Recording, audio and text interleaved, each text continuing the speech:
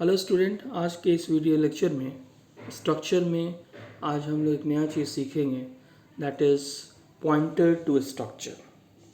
ये एक पॉइंटर एक नया टर्म्स है जो आगे आप पढ़ेंगे सेकेंड ईयर में, बिल्कुल एक अलग चैप्टर्स है। तो किस तरीके से पॉइंटर को स्ट्रक्चर से रिलेट करेंगे। A pointer variable can be created not only for native type like integer, float, double, etc., but they can also be created for for user defined type like structure. Pointer, we can define a pointer to a structure in the same way as any pointer of any type. For example, struct employee ptr. By using this statement, we can create a pointer to a structure. Struct employee, after that कोई भी variable के साथ star लगा दीजिएगा, that is pointer. Actually pointer क्या होता है? Pointer is a variable which store the address of another variables, और जिस वेरिएबल के आगे एस्ट्रिक लगा होगा that show this is the pointer variable. यहाँ पर हम एक स्ट्रक्चर ले रहे हैं, उसका एक पॉइंटर वेरिएबल ले रहे हैं with the help of struct employ ptr. Suppose we have a pointer to a structure as struct student pt sptr. Suppose we have a pointer to a structure as struct student star ptr. Here sptr is a pointer to student. Now s1 is a variable of type student and sptr equal to ampersand s1, and sptr is a pointing to s1. Suppose s1 is a variable of type student. If you write sptr equal to ampersand s1, that means sptr is a pointing to s1. How can we access the data with sptr? We cannot say str name. The precedence of dot operator is higher than asterisk operator. जो precedence होता है, जो value होता है dot operator का, वो higher than asterisk. So dot operator is evaluated first and then asterisk operator. The compiler will give error on the above statement. तो फिर हम कैसे लिखेंगे pointer structure? To get the result we have to evaluate asterisk operator first. Star PTR dot name will give the desired result. इसको हम लोग पहले लिखेंगे asterisk, then after that dot to access the data. क्योंकि यहाँ लिख रहा है the precedence of dot is higher than asterisk, so the dot operated first then asterisk. So we write here sptr dot name will give the desired result. There is another easy and short way to access the structure's data member by using arrow in place of dot operator. We normally use the arrow, that is minus dash minus sign and then greater than sign to manipulate the structured data with the pointers. So to access the name with sptr, we will write sptr name or asterisk sptr dot name. ये दोनों तरीका है जिससे आप data को access कर सकते हैं, चाहे आप एरो यूज़ कीजिए या एस्ट्रिक पॉइंटर वेरिएबल के साथ डॉट यूज़ करेंगे. नाउ पॉइंटर टू स्ट्रक्चर, जैसे आपने लिया स्ट्रक्चर स्टूडेंट नाम का एक स्ट्रक्चर, उसका एक पॉइंटर वेरिएबल लिया. How can we access the data with SPTR? अगर हम ऐसे लिखते हैं एस्ट्रिक एसपीटीआर, ये गलत होगा.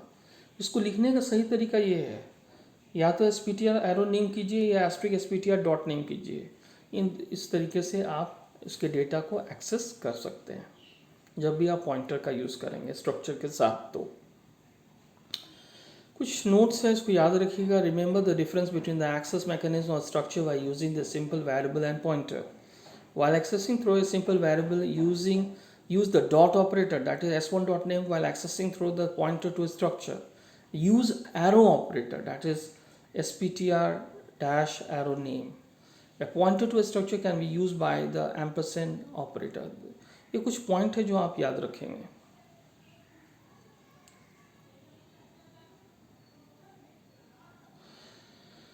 Next pointer to structure example. We can create pointer to structure variable. कैसे हम क्रिएट करेंगे इसको देखिए. स्ट्रक्ट स्टूडेंट बना रहे जिसमें एक ही डेटा मेंबर ले रहे हैं, दैट इज नेम. स्टूडेंट का एक वेरिएबल s1 लिया, एक पॉइंटर वेरिएबल ले रहे हैं, उसमें s1 के एड्रेस को स्टोर कर रहे हैं. अगर हम लिखते हैं star sptr.name equal to Adil Aslam, या कोई भी नाम आप लिख सकते हैं, और अगर स्टूडेंट ले रहे हैं तो आप लिख रहे हैं एस्ट्रिक sptr एरो रोल कितना। इस तरीके से आप डेटा को इनिशियलाइज कर सकते हैं स्ट्रक्चर के थ्रू विद पॉइंटर।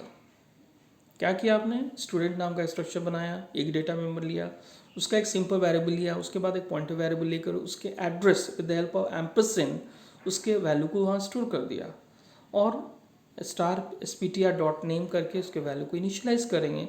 स्टार चाहे वो डॉट यूज़ कीजिए चाहे वो एरो यूज़ करेंगे। यहाँ पर एक एग्जाम्पल है, डिक्लेरेशन ऑफ स्टूडेंट स्ट्रक्चर। एक स्टूडेंट नाम का स्ट्रक्चर बना रहे हैं जिसमें नेम है, कोर्स है, ईयर है और एज है। आप सिंपल सा एग्जाम्पल देखिए, एक स्टूडेंट का स्ट्रक्चर बना रहे हैं जिसमें नेम, कोर्स, एज, ईयर है। उसके बाद क्या कर रहे हैं कि सिंपल एक स्ट्रक्चर के डेटा को इनिशियलाइज कर रहे हैं with the help of initialisation of variable student S1 Adil C++ this, और एक पॉइंटर वेरिएबल भी ले रहे हैं स्ट्रक्चर का। S1 के डेटा को हम लोग स्टोर कर रहे हैं sptr में। अब इसको दिखाना है तो हम कैसे लिखेंगे, S1.roll S1.name नहीं लिख के हम क्या लिख रहे हैं, star sptr.name star sptr.course। Very simple. ये जो स्टेटमेंट है sptr equal to ampersand S1, it show the address of the variable S1 is stored to a pointer variable that is sptr is pointed to the variable S1, then the member function of the variable S1 is accessed using pointer. It's a very important statement. इस तरीके से आप pointer with structure के programme को बना सकते हैं, और उसको अगर दिखाना हो तो आप इस तरीके से आप दिखाएंगे, name equal to sptr.name sptr.course sptr arrow use कर सकते हैं, या नहीं तो एस्ट्रिक का भी आप यूज़ कर सकते हैं। दोनों का यूज़ करके आप बनाएंगे। उस प्रोग्राम को जो आप रन कराएंगे तो आपको आउटपुट ऐसे दिखेगा। एक और एग्जांपल लेते हैं, माई स्ट्रक्चर बना रहे हैं जिसमें NF2 दिया हुआ है। यहाँ पर क्या कर रहे हैं कि माई स्ट्रक्चर के एम टाइप एक वेरिएबल ले रहे हैं, पॉइंटर वेरिएबल ले रहे हैं। इस पॉइंटर वेरिएबल के सिंपल वेरिएबल के में वैल्यू कैसे इनिशियलाइज कर रहे हैं, फिर पॉइंटर वेरिएबल में उसका एड्रेस इनिशियलाइज कर रहे हैं, फिर उस पॉइंटर वेरिएबल के थ्रू f के वैल्यू को 100 से क्या किया है, 1000 को क्या किया, 2000 कर दिया। अगर हम 2000.f करेंगे, माई structure.f करेंगे तो वो उसका एक्चुअल जो वैल्यू है 2000 ही शो करेगा। पहले उसका इनिशियल वैल्यू क्या था, 1000 था, लेकिन उसके एड्रेस को हमने एक नया पॉइंटर वेरिएबल में स्टोर कर दिया, फिर इनिशियलाइज कर दिया, तो जो फाइनल जो वैल्यू हमने स्टोर किया वही उसका फाइनल रिजल्ट होगा। यहाँ देखिए पॉइंटर ऑपरेटर, इसमें तीन हमने ऑपरेटर यूज़ किया है, एस्ट्रिक, एम्परसेंड, एरो। एस्ट्रिक क्या है, dereference operator, indirection operator भी कहते हैं उसको। This is use to declare a variable as a pointer. It is also used when we want to access the value pointed to by the pointer variables. Ampersand क्या है, उसको reference operator भी कहते हैं, एड्रेस ऑफ ऑपरेटर भी कहते हैं। याद रखिएगा, ये बहुत बार ऑब्जेक्टिव में आ चुका है सब question. Use before a variable to indicate that you means the address of that variable. You will often see this function header where the parameter list is given. This arrow dash arrow members selection operator कहते हैं इसे। This is used to refer to members of a structure. So these are the important operators, pointer operators. Now function passing a structure to functions. किस तरीके से function में structure को पास करेंगे। The structure can be passed to a function as parameter, or function can also structure as a return type. So in this way we can pass value. Passing a structure to function कैसे पास करेंगे? So far all the structure used in the preceding example have been global and hence were available to all the function within the program. But if you have a structure local to a function, you need to pass its value to another function. Then it can be achieved in two ways. Number one, by passing individual structure element. Number two, by passing the entire structure.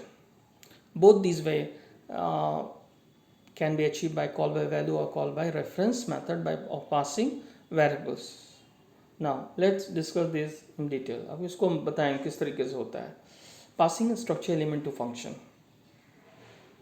इस तरीके से function में structure के element को पास करेंगे. When an element of A structure is passed to a function, we can actually passing the value of that element to a function. Therefore, it is just like passing a simple variables. For example, consider the following structure. जैसे हम यहाँ पर date ले रहे हैं जिसमें day month year है, इसका एक वेरिएबल बी डेट ले लिया है. Individual element of this structure can be pass as follow. Function लिया है जिसमें B dot B date dot day, B dot date dot month and year, इस तरीके से हम फंक्शन में वैल्यू को पास करेंगे. Passing a structure element to function, the previous function call invoke the function by passing the value of individual structure element of the structure b date. The function can either receive the value by creating its own copy for them, जिसको call by value कहेंगे, or by creating reference for the original variable, जिसको आप कहेंगे call by reference. If we want that the variable of the structure element should not be altered by function, then we should pass the structure element by value. If you want the function to alter the original value, then we should pass the structure element by reference. Remember, if one of the structure element happens to be an array, it will automatically pass by reference to the array, cannot be passed by the value. So these are the important points you should remember. Passing entire structure to a function. पूरे structure को कैसे pass करेंगे? Passing entire structure makes the most sense when the structure is relatively compact. The entirely structure can be passed to a function both way by value and by reference. Passing value by value is useful when the original value are not to be changed, and passing by reference is useful when the original values are to be changed. So these are the important points you should remember. C++ pass a structure to function by value. When a structure is used as an argument to a function, the entire structure is passed using by standard call by value method. Of course, this means that any changes made to the content of the structure inside the function to which it is passed do not affect the structure used as an argument. The receiving parameter of the passed structure must match the type of the passed structure. So these are the points you should remember when passing entire structure to a functions. This the example. एक employee नाम का एक structure बनाया, ID name as salary है. एक यहाँ पर एक फंक्शन ले रहे हैं डिस्प्ले, जिसमें पूरा स्ट्रक्चर को हम पास कर रहे हैं. स्ट्रक्ट एम्प्लॉय यहाँ पर क्या कर रहे हैं, एम्प्लॉय का एक वेरिएबल ले रहे हैं जिसमें वैल्यू को इनिशियलाइज कर रहे हैं, और यहाँ पर डिस्प्ले में इस स्ट्रक्चर के वेरिएबल को कॉल करा रहे हैं. Structure is pass by value, and then आप उसको कॉल कीजिएगा कैसे. इसका ई लिया है, डिस्प्ले में इसका वेरिएबल का नाम चेंज कर दिया है, स्ट्रक्चर वेरिएबल का E dot I D, E dot name, इस तरीके से इसके वैल्यू को आप कर सकते हैं. पूरे स्ट्रक्चर को फंक्शन में किस तरीके से पास किया जाता है आप देख सकते हैं. तो ये एक तरीका है जिस तरीके से हम स्ट्रक्चर में पॉइंटर का कैसे यूज़ कर रहे हैं, स्ट्रक्चर फंक्शन का कैसे यूज़ कर रहे हैं. These are the two very important topic of structure. उम्मीद करते हैं कि आप लोगों को मेरा ये वीडियो लेक्चर पसंद आया होगा. अच्छे से पढ़िए, अच्छे से नोट्स बनाइए. Thank you for watching my video lecture.